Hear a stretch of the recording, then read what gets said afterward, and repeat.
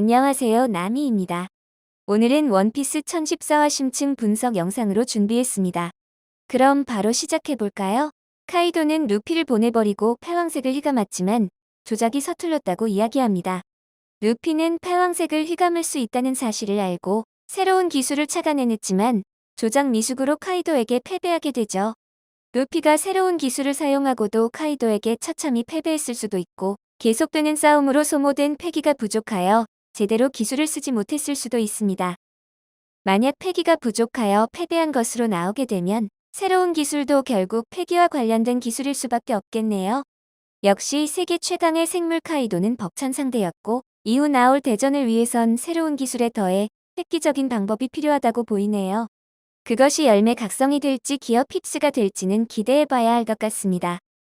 다음으로 주목해봐야 할 장면은 카이도가 루피에게 너도 조이보이는 되지 못했다고 언급한 것입니다.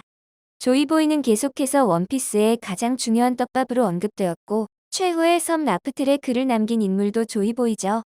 하지만 카이도는 어떻게 조이보이를 알고 있었을까요? 심지어 알고 있는 것뿐만 아니라 조이보이가 되지 못했다고 언급한 것은 의외였습니다. 와노쿠니의 핵심 인물인 코즈키 오뎅은 800년의 시간을 초월해 나타날 조이보이를 기다리고 있다고 했었죠. 로저와 오뎅은 라프텔에 다녀온 후 조이보이를 기다렸고 그가 나타났을 때 와노쿠니를 개국하고 그에게 협력해야 한다고 말했습니다. 그런데 카이도가 이 사실을 알고 있는 듯 너도 조이보이가 아닌 건가라고 이야기하죠. 카이도는 공백의 100년의 비밀과 역사를 알고 있는 것일까요? 카이도도 원피스를 노리고 포네그리프를 노리고 있긴 하지만 읽을 수단은 없어서 어떻게 알고 있는지가 정말 궁금하네요.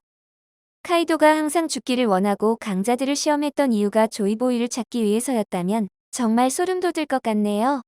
다음 주요 장면은 오뎅의 일지를 읽은 모모노스케의 반응입니다. 모모노스케는 오뎅의 일지를 읽은 후 오뎅과 비슷한 반응을 보입니다. 자신은 죽어선 안 된다고 말이죠.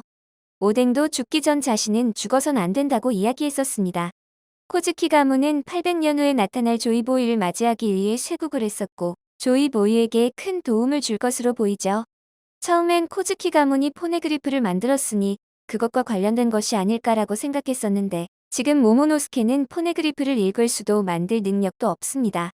그렇다면 코즈키 가문의 어떤 힘 때문에 죽을 수 없던 것일까요? 이번 화에서 간단한 힌트가 나옵니다. 모모노스케는 조우에서 지니샤의 목소리를 들었던 것과 비슷한 반응을 보입니다. 과거 오뎅도 조우에서 지니샤의 목소리를 느꼈었고 로저와 함께 어인섬으로 향할 때 해왕류의 목소리를 듣기도 했죠. 이 만물의 소리를 들을 수 있는 능력과 관련이 있을 것으로 보입니다. 루피도 모모와 마찬가지로 지니샤의 목소리를 듣긴 했으나 명령을 내리진 못했죠. 지니샤는 모모의 명령을 듣고 대간판 잭을 날려버렸습니다. 포네그리프에는 고대 병기에 관한 내용이 적혀 있었고 그 중 하나가 바로 해왕류를 조종할 수 있는 포세이돈의 능력이었습니다. 나머지 하나는 한 발만으로 섬 하나를 날려버릴 수 있는 플루톤이죠. 마지막으로 공개되지 않은 우라노스가 모모노스케와 관련이 있을 수도 있겠네요.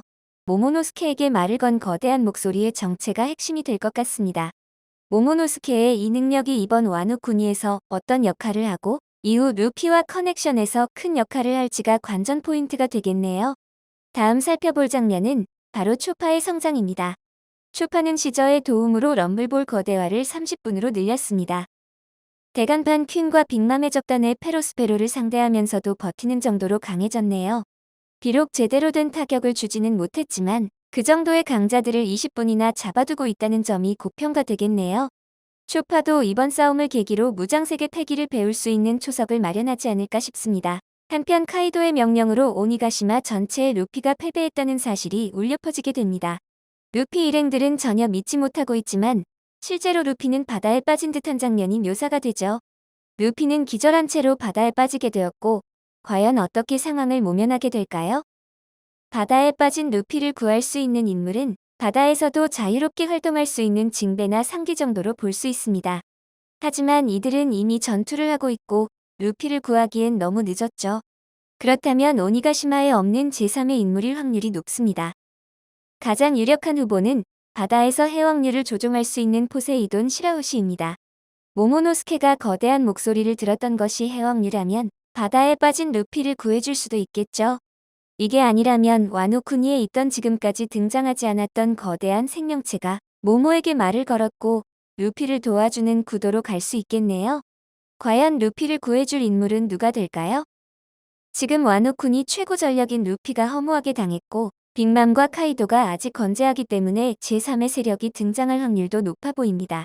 마지막으로 살펴볼 장면은 바로 키네몬이 카이도에게 엄청난 한 방을 맞은 것입니다. 이전 장면에서 칸주로는 키쿠의 명치를 찔렀고 보통 이 정도의 상처는 거의 죽음을 뜻하는 것과 다름없죠. 심지어 칸주로도 키네몬에게 당해서 죽는 것처럼 묘사가 되었고 마지막엔 카이도가 등장하여 키네몬의 머리를 뭉개버립니다. 지금까지 원피스에서 죽은 인물이 에이스와 흰수염밖에 묘사가 되지 않아 키네몬이 죽었는지 살았는지에 대한 의견이 분분한 상황입니다. 원피스 98권 표지에서 아카자야 사무라이들만 푸른색으로 묘사되어 이번 전쟁에서 죽는 것이 아니냐는 추측들이 있었는데 맞아 들어가는 것일까요? 이번 화는 100권의 마지막을 장식하는 화인 만큼 충격적인 마무리와 여러 떡밥이 등장한 것 같습니다. 심지어 오니가시마가 와노쿠니 본토 상공에 도착하여 점점 클라이막스를 향해 가고 있습니다.